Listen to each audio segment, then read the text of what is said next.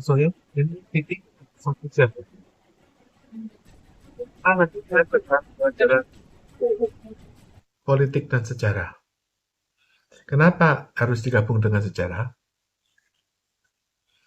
Kamu bayangin ya, zaman dulu itu kan VOC masuk ya, itu kan bareng dengan pendirian Mataram.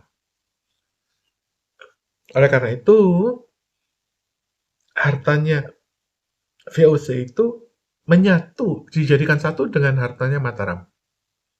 Artinya, dari 400 adipati seluruh Nusantara itu, mereka membayar pajak kepada VOC. Dan hartanya itu dititip kepada Mataram. Ya, jangan ditanya kenapa Mataram gitu ya, kenapa nggak dititip kepada Raja Papua ya? Ya karena waktu itu ya kenalannya sama Mataram. Nah, kenapa Mataram?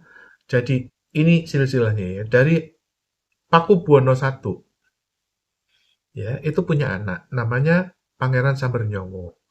Nah, Pangeran Sambernyowo itu nggak dikasih tahta oleh VOC, sehingga dia berontak. Dia menjadi Mangkunegoro I. Dia berontak bareng dengan pamannya, yaitu Pangeran Mangkubumi. Nah, Pangeran Mangkubumi itu adiknya Pakubuwono. Dia berontak juga. Akhirnya Pangeran Mangkubumi diberi tanah di Yogyakarta menjadi Hamengkubuwono I. Oke? Tapi setahun kemudian itu Pangeran Sambernyowo perang lagi. Sehingga kemudian putra mahkota dari Pakubuwono ini, Mangkunegoro I itu menjadi naik tahta. Tapi pada waktu itu, Mangkunegoro I itu diakui sebagai keturunan langsung dari Pakubuwono. Ya, memang dia itu putra mahkota. Oke, dalam perjalanan ya keturunan dari Hamengkubuwono itu ada yang namanya Diponegoro, sama. Diponegoro itu putra mahkota, tapi tidak diberi tahta. Peranglah itu Diponegoro. Oke, nah setelah itu ya setelah Diponegoro itu, nah itulah yang seru. Terjadilah perang Napoleon, sehingga saat itu Belanda itu bubar-bubaran, dan pada waktu Belanda itu bubar, Indonesia diserahkan kepada Inggris. Tapi hartanya VOC itu dititip ke Mangkunegoro IV. Oleh karena itu, yang diaku sebagai Raja Mataram itu adalah Mangkunegoro IV. Jangan ditanya kepada saya loh ya, kenapa dipilih Mangkunegoro IV. Karena waktu itu sudah ada Hamengkubuwono, sudah ada Diponegoro, bulat ini. Sudah ada eh, Pakubuwono yang waktu itu saudaranya Mangkunegoro. Ya, asalnya dari Pakubuwono I ini udah pecah jadi Mangkunegoro, Pakubuwono, Hamengkubuwono, Diponegoro. Udah jadi 4 ini. Oke, tapi yang dititip oleh emasnya VOC itu adalah Mangkunegoro IV. Jangan tanya saya kenapa loh ya, pokoknya begitu. Nah, ketika Jepang itu masuk, hartanya VOC dititip kepada siapa? Dititip kepada Mangkunegoro VI. Oleh karena itu, ketika Ratu Wilhelmina itu mengungsi ke Inggris, hartanya itu selamat, harta VOC itu. Dititip ke Mangkunegoro VI. Kenapa kok nggak dititip ke Pakubuwono? Kenapa kok nggak dititip ke Diponegoro? Ya embo, ya ini ya tahu ya. Nah sekarang ya, kemudian Indonesia itu merdeka. Pada waktu Indonesia merdeka, Indonesia itu Belanda tuh balik gitu loh, dan minta ganti rugi. Nah, karena nggak ketemu titik temu oleh Amerika ya, waktu itu sebelumnya itu Amerika diberitahu oleh keturunan Mangkunegoro VI bahwa ada emasnya VOC yang dibawa Jepang, Laksamana Yamashita.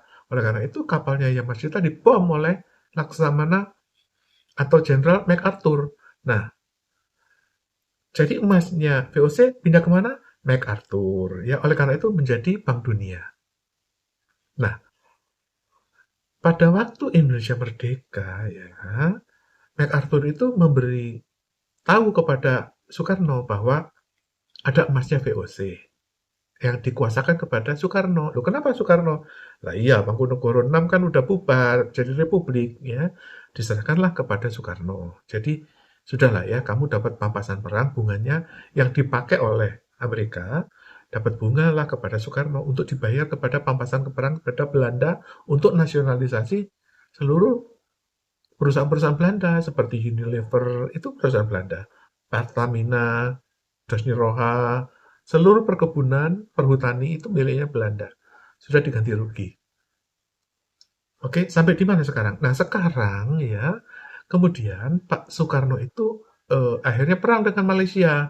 Oleh karena itu, dicabutlah akad itu, kuasa dari mandataris Raja Mataram. Yang dicabut itu kuasa mandataris Raja Mataram. Raja Mataram berapa? Raja Mataram 3. Jadi Raja Mataram 3 itu adalah bernama Sanjoyo Hamijoyo Suparto. Diserahkanlah akad itu kepada Soeharto. Kenapa Soeharto? Soeharto itu ponakan. Ya, Ibu Tin itu ponakan. Waktu itu anaknya Sanjoyo ini masih kecil. Nah, setelah Soeharto wafat tahun 2008, hartanya VOC jatuh kepada siapa? Bukan Prabowo. Ya, Anda kira-kira aja sendiri. Apakah itu kepada Pakubuwono atau Diponegoro atau Hamengkubuwono atau Mangkunegoro? Ya, 4 pilihan itu. Kalau Anda ngerti, coba nebak siapa penerus akadnya Harta Mataram setelah Soeharto. Coba di like and comment siapa. Dilihat dari silsilah itu. Nah, itulah yang menjadi kuasa Soeharto. Maksudnya kuasa Soeharto itu apa sih? Dialah pemilik dari Bank Dunia.